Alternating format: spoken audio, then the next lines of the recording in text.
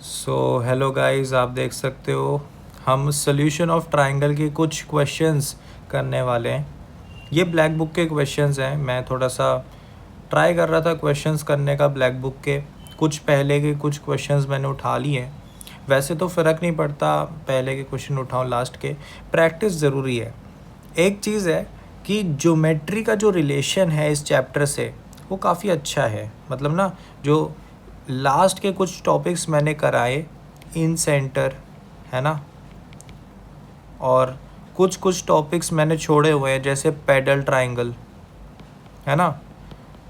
तो ये जो टॉपिक्स हैं इन पे हम टच पता है कब करेंगे? जब 2D ज्योमेट्री हम पढ़ लेंगे, ठीक है ना। तो जितने भी ये जितने ज्योमेट्री वाले क्वेश्चंस हैं जो तुमसे अगर नहीं हो रहे हैं इस चैप्टर के फ़िलहाल, सो डोंट वरी, हम उनको कवर करेंगे 2D ज्योमेट्री में जब सर्कल्स कर लेंगे। फ़िलहाल के लिए अगर तुम्हारा मन करे तुम छोड़ सकते हो, वैसे तो मैं रिवीजन करा रहा हूँ। अगर तुमने पहले ये टॉपिक्स करे हुए अच्छे से तो फिर तुम उनको कंप्लीट कर सकते हो। बाकी हम इनको टच करेंगे बाद में, ठीक है ना। क्योंकि एक बच्चा कह रहा था उसमें दिक्कत काफ़ी आ रही है, और होएगी क्योंकि मैंने ओवरव्यू दिया है उसमें, है ना। रिवीजन थी, ओवरव्यू दिया है। फ़िलहाल के लिए हम उनके डिटेल के जो एक दो फार्मूलाज हैं वो भी डिस्कस कर लेंगे ताकि आसान हो जाए वो चैप्टर ना, ठीक है। तो बाकी बस मेन बात ये थी कि ट्रिग्नोमेट्रिक रेशियो, ट्रिग्नोमेट्रिक इक्वेशन ये पूरी तरीके से क्लियर्ड है, पूरा इनको कवर कर दिया गया है। बस ये जो सोल्यूशन ऑफ ट्रायंगल्स वाला है इसमें ये थोड़ा सा पार्ट मैंने सिर्फ ओवरव्यू दिया है, ठीक है ना।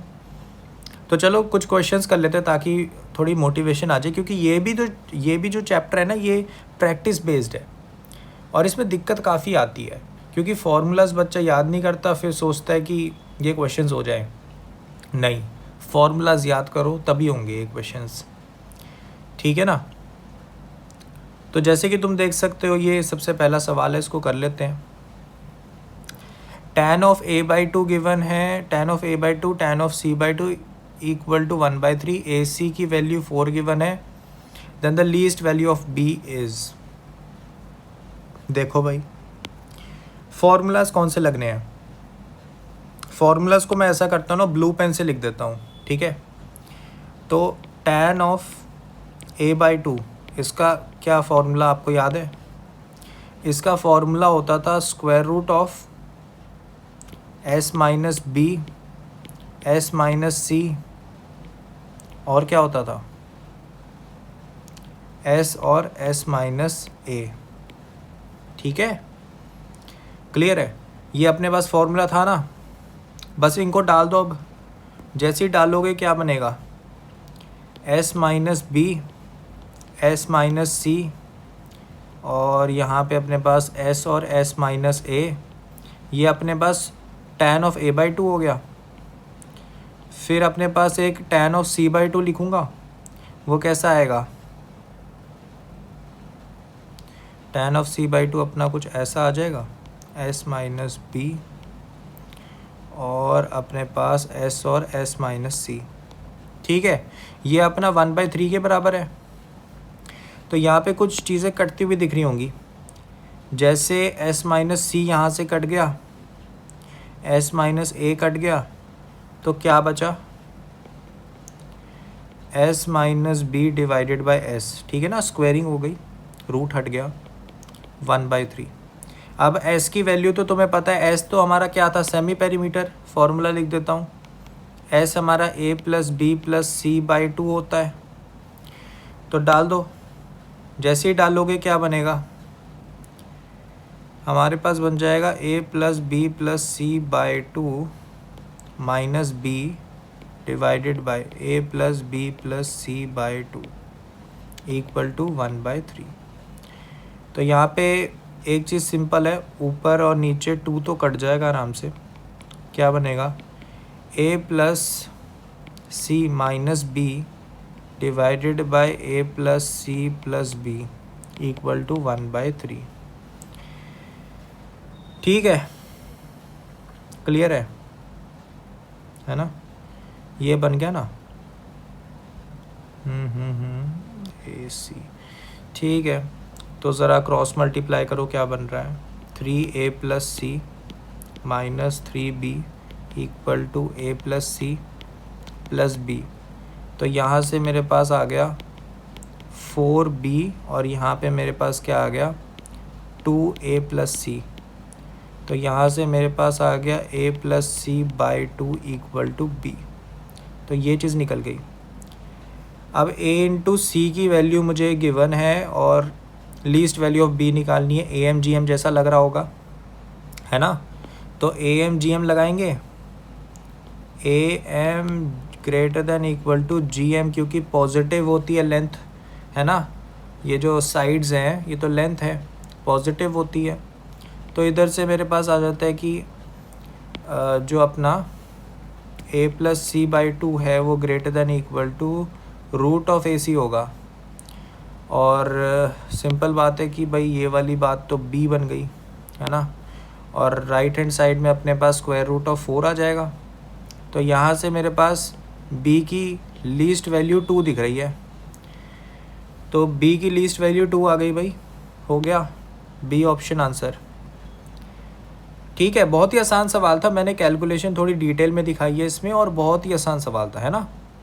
और इजीली मैंने इस सवाल को कर लिया। क्यों? क्योंकि मुझे फार्मूला याद था। ठीक है ना, फार्मूला याद है, सवाल सीधा सीधे तरीके से होंगे। ठीक है ना बात। चलो अगले सवाल पे। ये भी काफ़ी अच्छा सवाल है।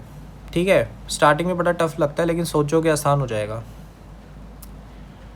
तो जैसे कि तुम देख सकते हो A B C the expression of this equals to. तो देखो ये जो एक्सप्रेशन है इसमें ऐसा करते हैं, मैं पॉइंटर दिखाता हूँ। तो ये जो तुम्हें दिख रहा है ना, ये पॉइंटर रेड कर देते हैं यार। ये जो तुम्हें दिख रहा है इसमें ऐसा करो, कॉस सी जो है पहले दो में से वो कॉमन आउट कर लो। क्या बना? कॉस सी ब्रैकेट में क्या आ गया, a cos of b plus b cos of a plus c times cos of a cos of b। और तुम्हें एक चीज़ पता लग रही होगी क्या, कि भाई तुम्हें एक चीज़ याद आई कि ये किसके बराबर होगा। ऐसा कर लेता हूँ, a cos of b plus b cos of a, ये प्रोजेक्शन फार्मूला से c के बराबर होता है। प्रोजेक्शन फार्मूला, क्या याद आया? याद आया? तो इधर से अपने पास क्या बन गया, कॉस c के साथ मल्टीप्लाई में c आ गया, प्लस यहाँ पे क्या बन गया, c cos of a cos of b। ठीक है ना। तो यहाँ पे c कॉमन आउट हो रहा है, यहाँ पे क्या बन गया, cos of c plus cos of a cos of b। ठीक है, तो आप मेरे को एक चीज़ बताओ, क्या चीज़ बताओगे कि भाई कॉस ऑफ c, तुम्हें क्या याद आ रहा है कि जो कैपिटल A कैपिटल B और कैपिटल C का जो सम होता है वो पाई के बराबर होता है। इधर से अपने पास ये आ जाता है कि जो c है वो एक्चुअल में पाई माइनस a प्लस b है। ठीक है ना। तो डाल दो c वाली a एंगल में डाल दो।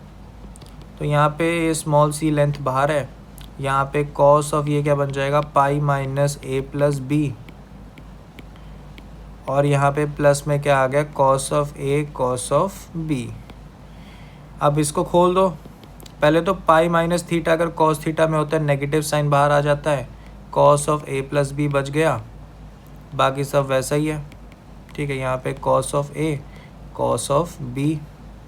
अब cos of a plus B का फॉर्मूला लगा दो, cos of a cos of b minus sine of a sine of b। ठीक है, बाहर नेगेटिव साइन है इसके और यहाँ पे plus of cos of a cos of b है। ठीक है, तो यहाँ पे अगर तुम सिंप्लीफाई कर रहे हो, क्योंकि यहाँ पे कैंसलिंग होगी, ये टर्म कट गई इससे, तो बचा क्या, c times sine of a sine of b। अच्छा, अब क्या रहता है, हमें क्या बोला है, हमें बोला है कि ये r और s की फॉर्म में गिवन है। ठीक है, कोई दिक्कत नहीं।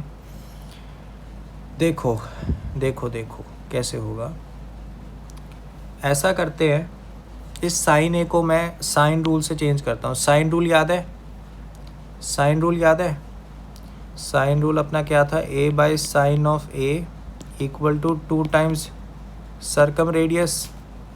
ठीक है, पूरा नहीं लिखा, इतने की ज़रूरत है।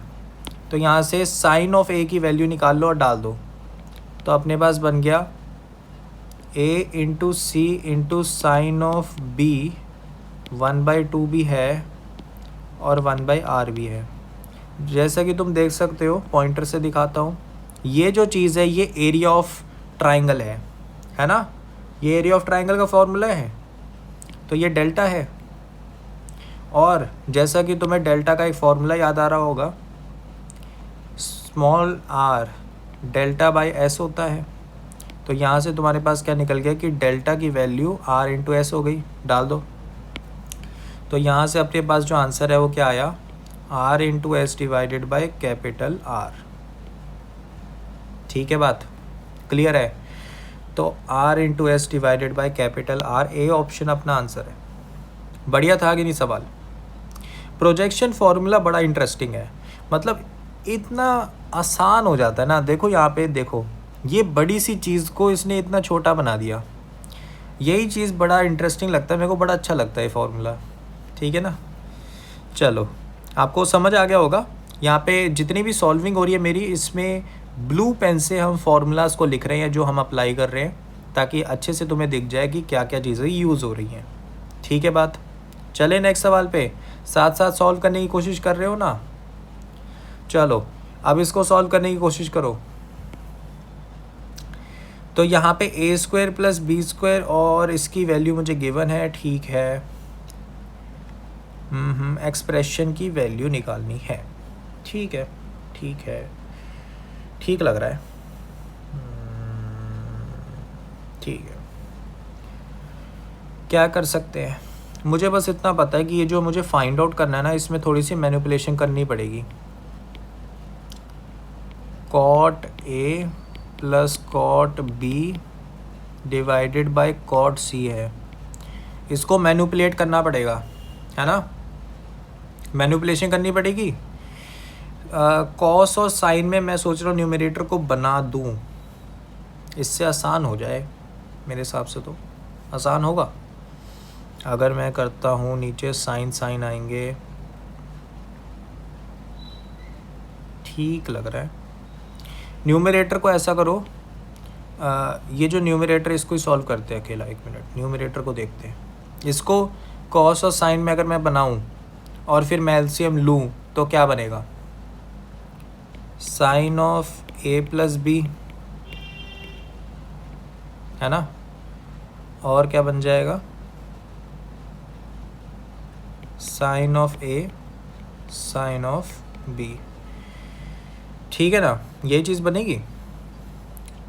और इसके डिवाइड में कॉट सी भी है, तो इसके डिवाइड में अगर कॉट सी है तो कॉट सी डाल दो, कॉट सी, और यहाँ पे मैं इसको कॉस सी और साइन सी की फॉर्मेट में लिख देता हूँ। ठीक है ना, क्लियर है, क्लियर है। और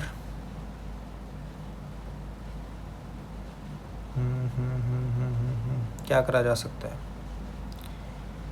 अगर मैं नीचे वाले कॉस सी को, चलो ठीक है ऐसे लिख देते हैं। देखो क्योंकि सारे साइन की फॉर्मेट में, और तुम अगर ध्यान से ऑब्ज़र्व करोगे तो a प्लस बी जो है वो मेरा पाई माइनस सी बनेगा ना। ठीक है, तो यहाँ पे ये जो तुम देख रहे हो ये वाला, इसमें मैं पाई माइनस सी डालूँगा तो ये साइन सी बन जाएगा ना। तो ये जो पूरी चीज़ थी ये एक्चुअली में sine square C divided by sine of A sine of B और 1 कॉस ऑफ सी बन गई। ठीक है, कोई दिक्कत वाली बात नहीं है, गंदा लग रहा होगा बट डरने वाली बात नहीं है। देखो ध्यान से कि मैं इस पॉइंट पे इधर साइन रूल आराम से अप्लाई कर सकता हूँ without taking the tension of the constant. ठीक है, तो यहाँ पे साइन रूल अगर मैं लिखूँ, साइन रूल लिख दे, A by sine of capital A equal to B by sine of capital B equal to C by sine of capital C equal to कोई कांस्टेंट के। ये कोई कांस्टेंट के मैं इसलिए लिख रहा हूँ क्योंकि मुझे ज़रूरत नहीं है कैपिटल आर लिखने की ना, तो वैसे ओरिजिनल फार्मूला जो है वो लिख देता हूँ, 2r होता है। ठीक है, तो मैं बस साइन ए साइन बी साइन सी की वैल्यू डाल के इधर आराम से के को या फिर 2r को कैंसिल आउट कर सकता हूँ। तो क्या बन जाएगा, यहाँ बन गया सी स्क्वायर डिवाइडेड बाय, यहाँ पे बन गया a इंटू बी। ठीक है, और 1 बाय कॉस सी है, कॉस सी में कोसाइन रूल को फॉलो करना है। ठीक है, तो चलो मैं इसको ऐसे ही लिख देता हूँ कॉस सी। ठीक है, अब ऐसा करो कि इस कॉस सी की जगह फॉर्मूला डालो। कॉस ऑफ सी की वैल्यू क्या आएगी, A square plus B square minus C square divided by 2 times A B. ठीक है, कोसाइन फार्मूला डाल दो। तो यहाँ से मेरे पास क्या आया, C square divided by A into B, यहाँ पे मेरे पास आ गया 2 टाइम्स ए बी, न्यूमरेटर चले गया, यहाँ बन गया A square plus B square minus C square. A into B कटते हुए मुझे दिख रहे हैं, और A square plus B square की वैल्यू न्यूमरेटर ये मेरे को क्वेश्चन में गिवन थी, ध्यान से देख रहे हो, यहाँ पर ये गिवन थी मुझे। तो ठीक है, ए स्क्वायर प्लस बी स्क्वायर की वैल्यू मुझे गिवन है तो डाल दूँगा। ए स्क्वायर प्लस बी स्क्वायर की वैल्यू मुझे क्या गिवन है, 17 सी स्क्वायर बाई 9। ठीक है, तो अगर मैं इसको ऐसे करता हूँ तो ये 8 तो ये एक्चुअल में बनेगा क्या, सी स्क्वायर ऊपर 18 बाई 8 सी स्क्वायर। ठीक है, सी स्क्वायर करते हुए दिख रहा है, तो आंसर 18 बाई 8 बन गया, एक फैक्टर कैंसिल आउट होगा, 9 बाई 4 बन गया ना। तो 9 बाई 4 अपना करेक्ट आंसर है। ठीक है, 9 बाई 4 यानी डी ऑप्शन, डी ऑप्शन अपना करेक्ट आंसर है। ठीक है, क्लियर है बात, बहुत ही आसान सवाल था। मैनिपुलेशन करनी सीखनी है तुमने, और कुछ नहीं सीखना, समझो मेरी बात। मैनिपुलेशन सीख जाओ और बाकी कुछ सीखने की ज़रूरत नहीं है। ठीक है, अब जैसे ये है सवाल, तो इसमें मुझे आइडिया क्या दिख रहा है कि यहाँ पे देखो, ये जो मैं जैसे साइन फार्मूला को पीछे यूज़ करा ना, इम्पोर्टेंस क्या थी, ध्यान से देखना। यहाँ पे ऊपर और नीचे साइन की डिग्री सेम है, साइन स्क्वायर ऊपर है, साइन की 2 नीचे हैं। तो अगर मैं साइन रूल को यूज़ करता हूँ तो ये कांस्टेंट हट जाएगा, कट जाएगा, है ना। तो इसीलिए मैंने साइन रूल यहाँ पे अप्लाई किया। सिमिलरली इस क्वेश्चन में भी देखो, यहाँ पे एक ए है, यहाँ पे बी और सी, इनकी डिग्री 1 है ना, स्क्वायरिंग नहीं है, मतलब सेम होमोजीनियस है। तो यहाँ पे अगर मैं साइन रूल फिर से डाल दूँ तो मुझे फ़ायदा ही फ़ायदा होगा। देखो कैसे, A by sine capital A, B by sine capital B, C by sine capital C equal to 2r।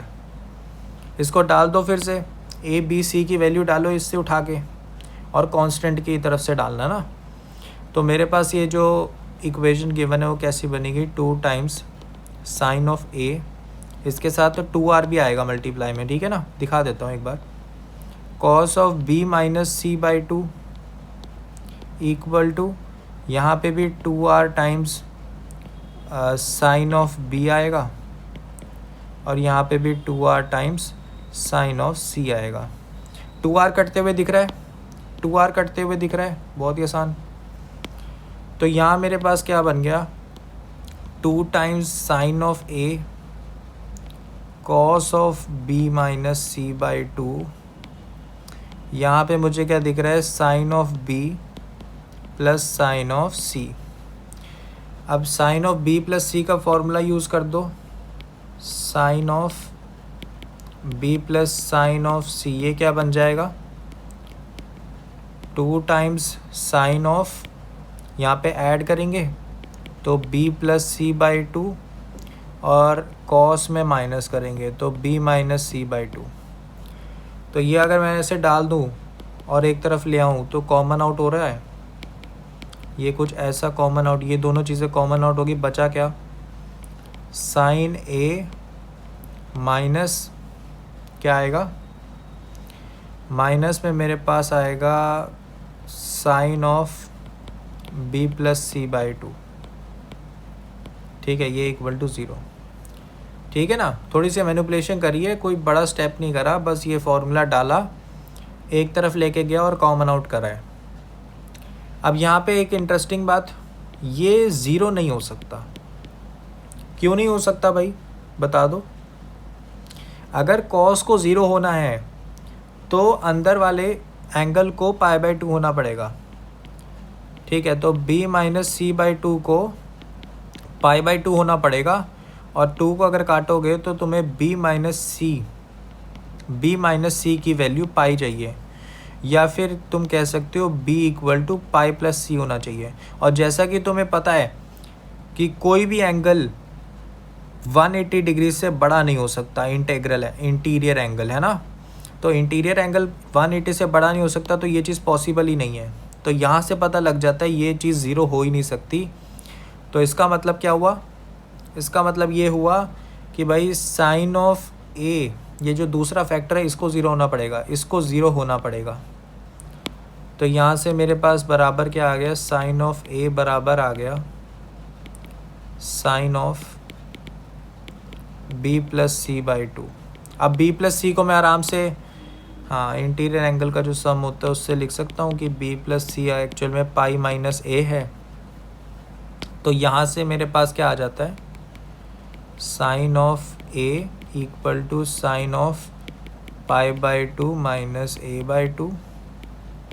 तो ये एक्चुअल में कॉस ऑफ ए बाई 2 बन गया। और ये साइन वाले को मैं क्या लिख सकता हूँ, ये तो तुम्हें याद ही होगा, हाफ एंगल में 2 sine of A by 2 cos of A by 2। अब ये बात है कि कॉस ऑफ ए बाई 2 0 नहीं हो सकता, बता दो क्यों। कॉस ऑफ ए बाई 2 को अगर 0 होना है तो ए को पाई होना पड़ेगा, जो कि हो नहीं सकता है ना। तो ठीक है, तो यहाँ से मेरे पास ये फैक्टर मैं कैंसिल आउट करा, तो मेरे पास आ गया sine of A by 2 equal to 1/2। ठीक है, कॉस ऑफ ए बाई 2 को कैंसिल आउट कर दिया सीधा।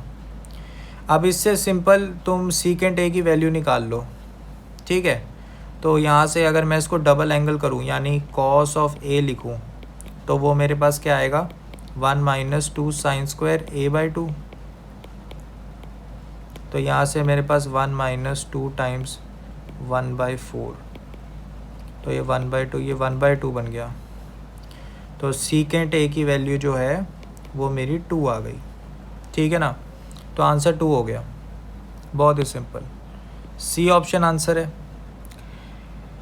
सही लग रही है सॉल्विंग, दिमाग चल रहा है, दिमाग सोचा जा रहा है कैसे हो रही है सॉल्विंग। देखो असलियत में खुद की प्रैक्टिस से ही ये सब चीज़ें तुम्हें सेंस बनाने लगेंगी। अब ये सवाल सॉल्व करने की ट्राई करो। तो यहाँ पे मुझे क्या दिख रहा है, अगर, क्योंकि देखो यार BC लिखा हुआ है, AC लिखा हुआ है, तो वैसे तो तुम डायरेक्टली लिख सकते हो कि ये एक्चुअल A है स्मॉल a और ये एक्चुअल B है स्मॉल b, है ना। या फिर तुम ऐसा कर सकते हो कि डायग्राम बना लो। ठीक है, डायग्राम बना लो कि जैसे ये ट्रायंगल हो गया, और इस ट्रायंगल में तुमने क्या सोचा कि ये A है, ये B है, ये C है, तो AB की लेंथ तुम्हें पता नहीं है, तो इसको स्मॉल c मान लो। ठीक है, और जो BC है वो तुम्हारे पास 1 लेंथ का गिवन है, और जो AC है वो 2 लेंथ का गिवन है ना। तो मुझे पूछा है A वाले एंगल के बारे में। A वाले एंगल और साइड्स को रिलेट करने वाला सिर्फ एक ही फार्मूला है जो मेरे ध्यान में आ रहा है, वो है कोसाइन फार्मूला। तो कॉस ऑफ A की वैल्यू कैसे लिखी जा सकती है कि B² plus C² minus small a² divided by 2 times BC। ठीक है ना, तो अब इसमें ज़रा वैल्यू डाल दो। तो यहाँ पे B की वैल्यू क्या है, 2 है, तो 4 प्लस यहाँ पे क्या आ गया 1 माइनस, नहीं 1 नहीं आया, C की वैल्यू तो गिवन ही नहीं ना, C² माइनस 1² डिवाइडेड बाई यहाँ पे क्या बन गया 2 टाइम्स B की वैल्यू 2 गिवन है, सी की वैल्यू सी ही है, ठीक है। तो ये क्या बन गया 3 + c² डिवाइडेड बाय 4c। तो यहाँ पे अगर मैं सेपरेट करूँ डिनोमिनेटर तो 3/4c + c/4 ऐसा कुछ दिखा क्या? तुम्हें इसमें EMGM लगाने का मन कर रहा है? दिख रहा है ना कि c कट जाएंगे। तो यहाँ पे अगर तुमने AMGM का सोचा, AM > ज्योमेट्रिक मीन, तो तुम क्या लगाओगे? तो तुम यहाँ पे इसके बलबूते पे क्या करने की कोशिश करोगे कि 3/4c + c/4 divided by 2 > geometric mean of 3/4c c/4। c cut गया और 4 बाहर आ जाएगा, रूट ये पूरी चीज़ क्या बन गई √3/4। 2 से यहाँ से √3/2 आ जाएगा ना। तो सीधा आ गया कि भाई cos ऑफ A जो है वो अपना > √3/2 है। अब तुम्हें लग रहा होगा कि ये तो भाई गड़बड़ हो गई, हमें तो मैक्सिमम पॉसिबल एंगल निकालना था, ये तो लीस्ट कुछ आ गया। नहीं, गड़बड़ कुछ नहीं हुई है, ध्यान से देखो। cos ऑफ ये जो √3/2 है ये एक्चुअल में क्या है? ये cos कौन से डिग्री पे आता है? 30 डिग्री पे आता है, π/6 पे। तो यहाँ पे जैसे ही तुमने ये लिखा तो एक्चुअल में इक्वेशन कैसी बनी है? cos of A > cos of π/6। तो जब तुम cos को हटाओगे तो एंगल यहाँ पे ये जो इनइक्वालिटी ये रिवर्स हो जाती है π/6, ठीक है। तो यहाँ पे π/6 आंसर होगा। ध्यान रखना ये जो रिवर्स हुआ है ना ये इसीलिए हुआ है क्योंकि cos जो है वो एक डिक्रीजिंग फंक्शन होता है। ध्यान से ग्राफ रिवाइज करो, ठीक है। यहाँ पे cos जो है वो 0 से ऐसे स्टार्ट होता है और फिर डिक्रीज़ होता है, π/2 पे 0 होता है और पाई पे -1 होता है। तो एक डिक्रीजिंग फंक्शन है। डिक्रीजिंग फंक्शन के लिए जब भी हम फंक्शन को अप्लाई या फिर रिमूव करते हैं तो इनइक्वालिटी रिवर्स हो जाती है, ठीक है, क्योंकि ये मोनोटोनिकली डिक्रीजिंग है। इस बात की चर्चा हमने लॉगरिथम में करी थी, तो जिन्होंने सुना होगा उनको पता लग गया होगा, ठीक है। तो ये π/2 और ये अपने पास -1 और ये 1। अगर तुम्हें ये सेंस नहीं बना रहा कि ये इंक्रीजिंग डिक्रीजिंग कैसे हो रहा है तो कोई एग्जांपल लेके देख लो। इसी ग्राफ पे कोई एक वैल्यू x1 मान लो और कोई एक वैल्यू x2 मान लो और उनकी वैल्यूज़ को कंपेयर कर लो कि जैसे मुझे पता है कि x2 > x1 है, लेकिन जो वैल्यू है cos ऑफ x2 पे और cos ऑफ x1 पे जो वैल्यू है वो ऑपोजिट इनइक्वालिटी को रखते हैं, तो यहाँ पे ऑपोजिट हो जाती है। तो इधर से क्लियर हो जाता है कि ऑपोजिट हो जाएंगी इनइक्वालिटीज़, ठीक है ना, बात क्लियर है। सो आई होप सो क्लियर होगा ये क्वेश्चन, बहुत ही सिंपल क्वेश्चन था। अच्छा ये एक बहुत ही अच्छा सवाल है, ये एक बहुत अच्छा सवाल है भाई, ध्यान दो, बहुत अच्छा सवाल है। In a triangle ABC right angled at capital A, a line is drawn through A to meet BC at D। तो इसका ट्राइंगल बनाना पड़ेगा। सबसे पहले तो ट्राइंगल बना देते हैं, ये चीज़ बन गई। इसने बोला BC को, तो मैं लेट से ऐसे बना दूं। तो यहाँ पे ये अपना B हो गया, ये अपना C हो गया, ये अपना D हो गया, ये 2:1 में डिवाइड कर रहा है और ये A हो गया। हमें क्या बोला है? एंगल ADC मतलब ये जो थीटा होता है, इस tan थीटा की वैल्यू हमें क्या गिवन है? 3 गिवन है। हमें क्या बोला है? एंगल BAD निकाल दो, BAD। तो इस अल्फ़ा एंगल के बारे में पूछ रहा है, इस अल्फ़ा एंगल के बारे में पूछ रहा है कि भाई ये कितना डिग्री का होगा। बहुत ही सिंपल, पर मैं चाहता हूँ कि क्या आपको फॉर्मूला याद है? कोटेंजेंट थ्योरम आपको याद है? अगर याद है तो बहुत ही बढ़िया बात है, अगर नहीं याद तो भाई रिवाइज़ करो, सही मौका है। या फिर इसको MN थ्योरम भी कहते हैं, है ना, पढ़ा था ना। तो ये रेशियो में डिवाइड हो रहा है, थीटा की वैल्यू गिवन है, तो एक्चुअल में ये जो फॉर्मूला होता है लिख देता हूँ, m plus n cot theta n times cot capital B minus m times cot C, जहाँ पे ये m है, ये रेशियो n है, ये एंगल कैपिटल B है, ये एंगल कैपिटल C है, और थीटा तो सेम वाला ही है। तो यहाँ पे सिंपल एप्लीकेशन होगी इसकी, आप वैल्यूज़ डाल दो। m की वैल्यू 2 है, n की वैल्यू 1 है, तो m प्लस n 3 हो गया। Cot theta, tan theta given है, तो कॉट थीटा रेसिप्रोकल हो गया 1/3 इक्वल टू n की वैल्यू 1 है, कॉट ऑफ b माइनस यहाँ पे 2 कॉट ऑफ c। ये डायरेक्टली आ गया हमारे पास इस थ्योरम से, ठीक है ना। थ्योरम कितनी हेल्पफुल है, देखो डायरेक्ट हमारे पास एक रिलेशन आ गया। तो यहाँ पे 3 कट जाता है लेफ्ट हैंड साइड में और 1 बन जाता है ना, तो यहाँ पे एक्चुअल में 1 equal to cot of b minus 2 times cot of c, ये अपने पास बन गया, ठीक है, क्लियर है। मुझे क्या निकालना है, BAD ध्यान से देख लो, BAD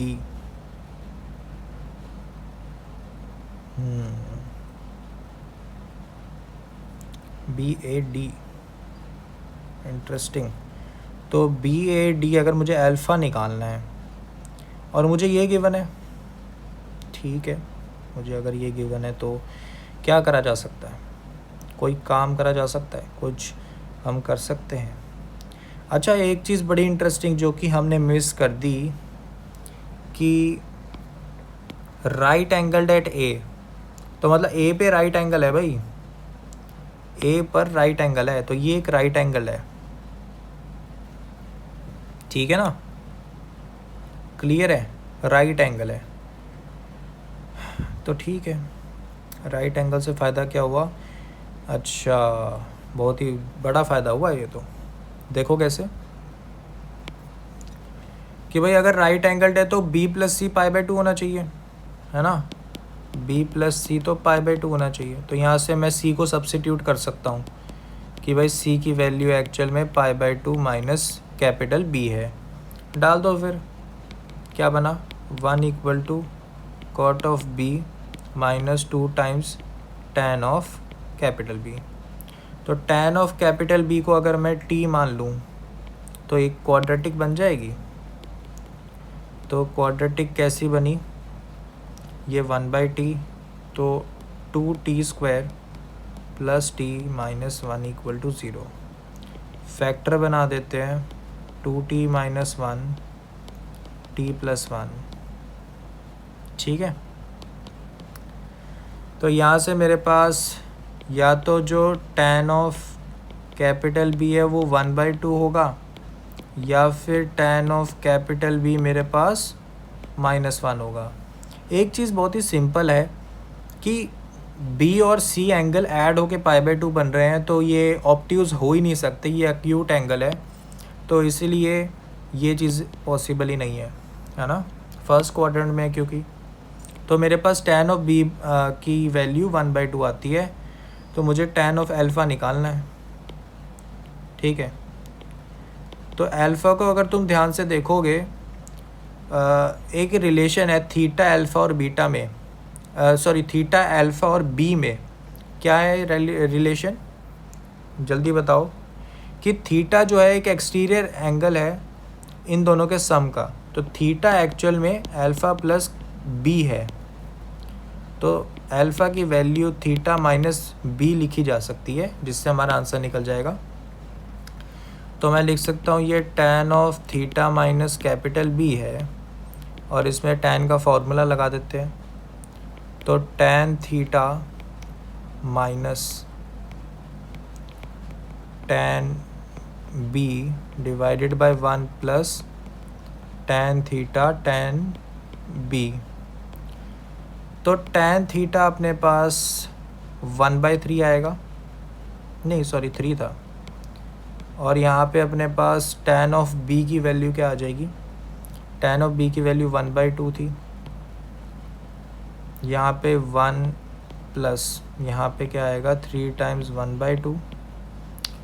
तो मेरे पास ये वैल्यू एक्चुअल में बन क्या रही है 6, तो ये 5 बन गया 5/2 डिवाइडेड बाय यहाँ पे भी 5/2 ही आ रहा है, तो ये 1 की वैल्यू के बराबर आ रहा है। तो ये एक्चुअली मेरा tan अल्फ़ा 1 के बराबर आ गया। तो यहाँ से मैं सीधा कह सकता हूँ कि अल्फ़ा जो है वो 45 डिग्री या फिर π/4 है। तो बी ऑप्शन अपना करेक्ट आंसर है। बहुत ही अच्छा सवाल है, बहुत ही अच्छा सवाल है। सिंपल सी बात यहाँ पर समझने वाली ये थी कि कोटेंजेंट थ्योरम ने इस सवाल को बिल्कुल ही आसान कर दिया, है ना, बिल्कुल ही आसान कर दिया। तो ज़रूरी बात यह है कि फॉर्मूला स्टेप्स पे हो तभी होंगे सवाल। इस सवाल को करो ट्राई, फिर हम देखते हैं और सवाल बचे हैं या फिर नहीं। बचा है एक सवाल, तो चलो इसको सॉल्व करो, ख़त्म करो। तो यहाँ पे साइड ए बी की मेरे को लेंथ गिवन है और cos of this equal to this given है। थर्ड साइड की लेंथ बतानी है, ठीक है।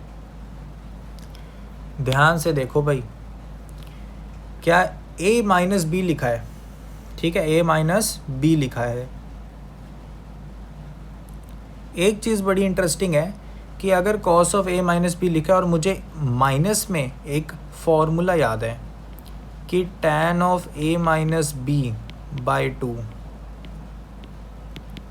a minus B by a plus B cot of c by 2 के बराबर होता है। क्या तुम्हें ये याद है?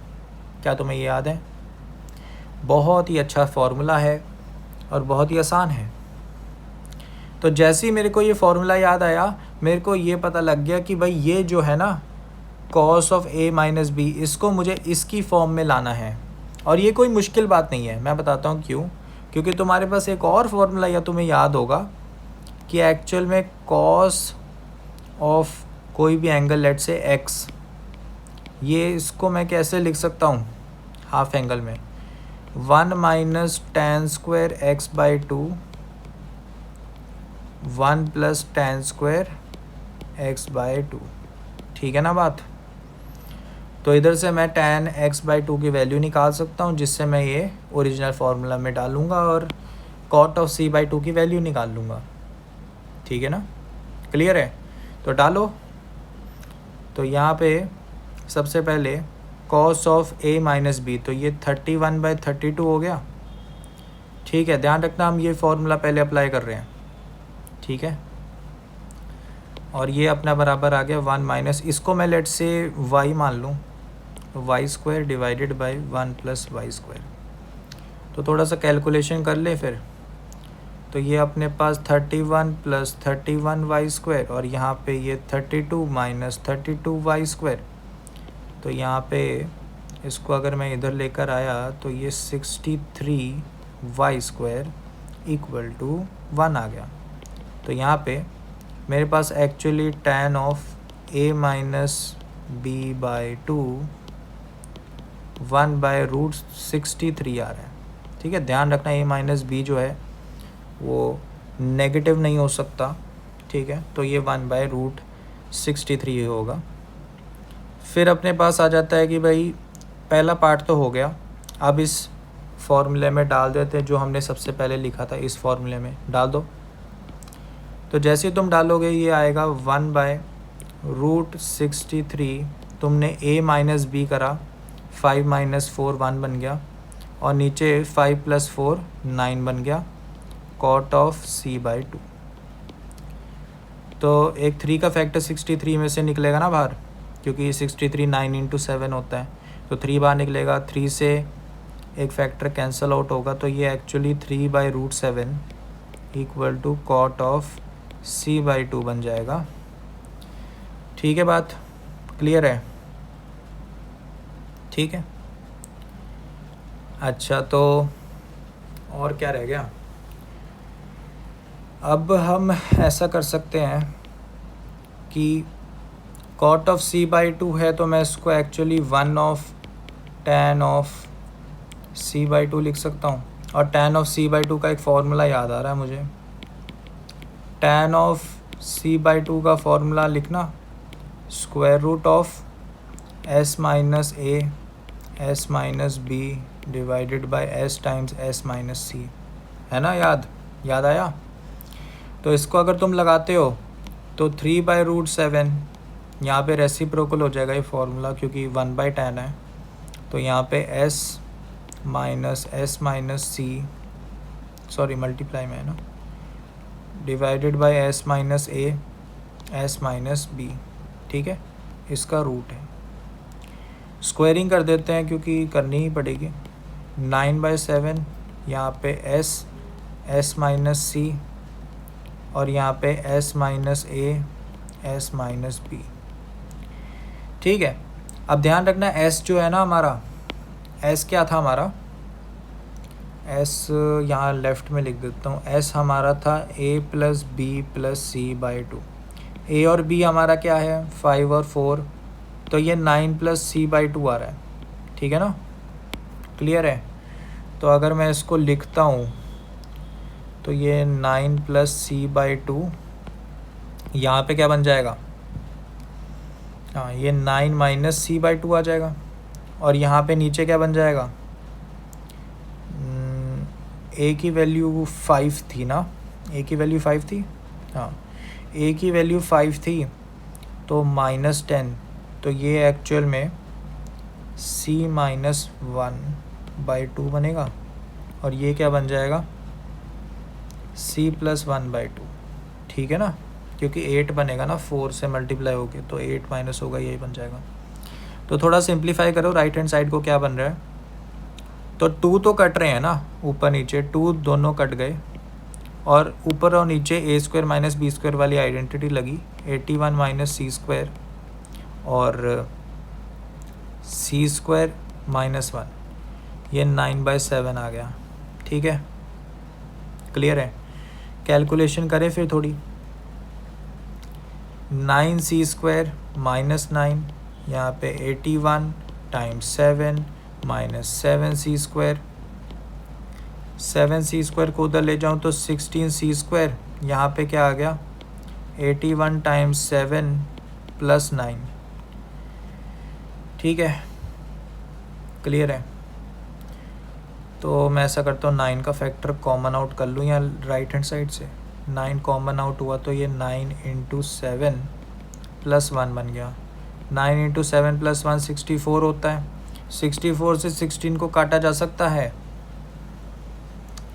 कि भाई 64 और ये, तो अगर मैं 4 से काटूँ तो यहाँ 4 बचा और यहाँ पे 16 बच गया, फिर मैंने काटा तो यहाँ पे 4 बच गया ना, ठीक है? तो यहाँ पे एक्चुअल में c² मेरा 36 के बराबर आ गया ना, 9 इंटू 4, तो c की वैल्यू तो 6 आ गई, ठीक है बात?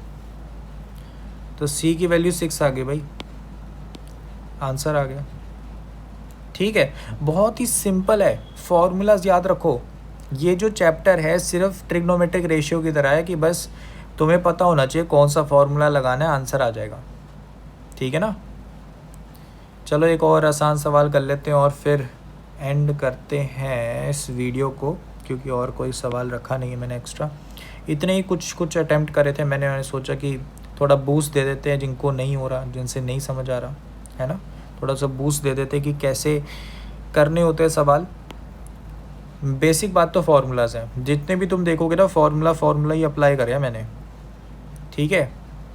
तो अब देखो इसको, इस सवाल में फिर से वही बात आ गई कि भाई यहाँ पे अगर मैं साइन रूल अप्लाई करूँ ऊपर नीचे तो कांस्टेंट कट जाएगा, सही बात है कि नहीं?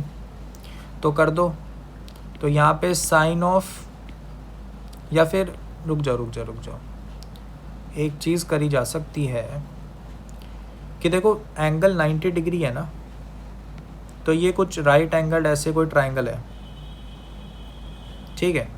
अगर ऐसा एक राइट एंगल ट्राइंगल है, ये सी वाला एंगल है, ये मान लो बी है, ये कैपिटल ए है, तो यहाँ से ये जो c² है c² है वो मेरा a² प्लस b² के बराबर आ गया ना। तो इससे मैं इस सवाल को थोड़ा सा कर सकता हूँ, अच्छे से बताता हूँ कैसे। कि देखो a plus C by B, B plus C by A है ना हमारे पास, इसको एलसीएम लो तो यहाँ पे A square plus A into C, B square plus B into C divided by A into B. A square plus B square की value क्या है भाई, यहाँ पे देखो ए स्क्वायर बी स्क्वायर, इन दोनों को ऐड करके क्या बनेगा सी स्क्वायर, तो सी स्क्वायर और यहाँ पे सी कॉमन आउट करा ए प्लस बी, ऊपर सी कॉमन आउट होते हुए दिख रहा है तो कर दो सी, यहाँ पे A plus C divided by A into B. अब ए प्लस सी से मेरे को याद आया कि सेमी पेरीमीटर एक्चुअली में ए प्लस सी डिवाइडेड बाय 2 होता है। तो यहाँ से मेरे पास आ गया कि एक्चुअल में मैं सेमी पेरीमीटर में अगर रिप्लेस करूँ इसको तो ये 2s आ गया। ठीक है, फिर अपने पास हमें क्वेश्चन में अगर तुम देखोगे आर, स्मॉल आर का यहाँ पे एक पार्ट दिख रहा है, क्योंकि स्मॉल आर का पार्ट दिख रहा है तो मेरे को एक फॉर्मूला और याद आया कि भाई R equal to delta by S होता है ना। तो एस की वैल्यू यहाँ से अगर मैं निकालूँ तो वो डेल्टा बाई स्मॉल आर आ जाएगी, इसको डाल दो। जैसे ही तुमने डाला तो तुम्हारे पास आया C, 2c divided by A B, नीचे आर आ गया, यहाँ डेल्टा आ गया। ठीक है ना, क्लियर है। अब क्योंकि मेरे को आइडिया क्या आया कि भाई डेल्टा तो आ गया लेकिन यहाँ ए बी है, ऑप्शन में मुझे देखोगे डेल्टा की ज़रूरत नहीं है, तो डेल्टा की अगर ज़रूरत ही नहीं है तो उसको क्यों रख रहे हैं, इसको एरिया में सब्स्टिट्यूट करेंगे, एरिया वाले फार्मूलाज में, और उसमें ए इंटू बी आना चाहिए क्योंकि इसको रिड्यूस करना है। तो यहाँ से मेरे पास एक फार्मूला याद आया कि डेल्टा बाई जो क्या किसके बराबर होता है 1/2 A into B sine of C के। तो ये फार्मूला डाल दिया तो ये अपने पास 2c divided by A B divide में 1/r भी है। ठीक है, डेल्टा की वैल्यू डाली half A into B sine of capital C. यहाँ पे क्या कटते हुए दिख रहा है, ए बी कट गए, 2 कट गया, तो अपने पास क्या बचा c/r साइन ऑफ कैपिटल सी। अब तुम ऐसा हो सकता है थोड़ी सी ऐसा लगे कि भाई आंसर नहीं आया, अरे आ गया, c तो 90 डिग्री है ना, तो साइन c वैल्यू 1 हो गई भाई इसकी, तो हमारे पास जो आंसर है वो c/r आ गया। ठीक है, c/r यानी पहला ऑप्शन। तो बहुत ही सिंपल क्वेश्चन थे ये, इनमें तुम्हें एक बूस्ट मिल गया होगा, एक स्टार्ट मिल गया होगा कि कैसे करने होते हैं ये सवाल। एक्चुअल में बात बस ये है कि फार्मूलाज ढंग से यूज़ करने आने चाहिए। ध्यान से देखो, ब्लू कलर में बस मैंने फार्मूलाज यूज़ करे हैं, वैरायटी के फार्मूलाज जितने भी हमने पढ़े थे काफ़ी यूज़ कर लिए, एंड इनसे ये क्वेश्चंस हो गए। ठीक है, बाकी मैं कहूँगा कि अगर तुमसे जो ज्योमेट्री वाले हैं, ठीक है, सर्कम सेंटर है ना, वो सब कुछ अगर नहीं हो रहे तो कोई दिक्कत वाली बात नहीं है, हम उनको फिर से टच करेंगे। ठीक है, ऑर्थो सेंटर वाला नहीं हो रहा अगर कोई सवाल तो, है ना, एक्स सेंटर हो गया, पैडल ट्रायंगल हो गया, उस सब के जो सवाल हैं अगर नहीं हो रहे तो कोई दिक्कत वाली बात नहीं है। या फिर कोई पॉलीगन का पॉलीगन का हो गया क्वेश्चन, पॉलीगन भी मतलब वैसे तो पॉलीगन जो है उसमें एज सच इतना कुछ नहीं है जो डराए। ठीक है, उसमें बस सेंट्रल एंगल को ही देखना होता है ज़्यादातर सवालों में, बट उसको भी कवर कर लेंगे, उसके कुछ चीज़ें अगर होंगी। ठीक है, फ़िलहाल मेन बात ये है कि हम उनको टच तब करेंगे जब 2D ज्योमेट्री करेंगे, सर्कल्स और स्ट्रेट लाइन कवर कर लेंगे तब करेंगे उनको, ताकि अच्छे से क्लैरिटी मिले उन टॉपिक्स पे। बाकी जितने भी सवाल हैं उनको ट्राई कर लो किसी भी बुक से, वो कवर्ड हो चुके हैं। ठीक है बात। और PNC का मेरे को एक चीज़ बताना कि क्या चीज़ तुम्हें वहाँ पर अटकाती है PNC में। ठीक है ना, कौन सा टॉपिक है जो तुम्हें सबसे ज़्यादा अनक्लियर है। ठीक है, मेरे को ये टेलीग्राम चैनल पे बता दो या फिर यूट्यूब के कमेंट सेक्शन पे बता दो, सबसे आसान है ना। इसी वीडियो के कमेंट सेक्शन में मुझे कमेंट करो कि क्या टॉपिक है PNC में, एडवांस तक का कोई भी टॉपिक हो सकता है।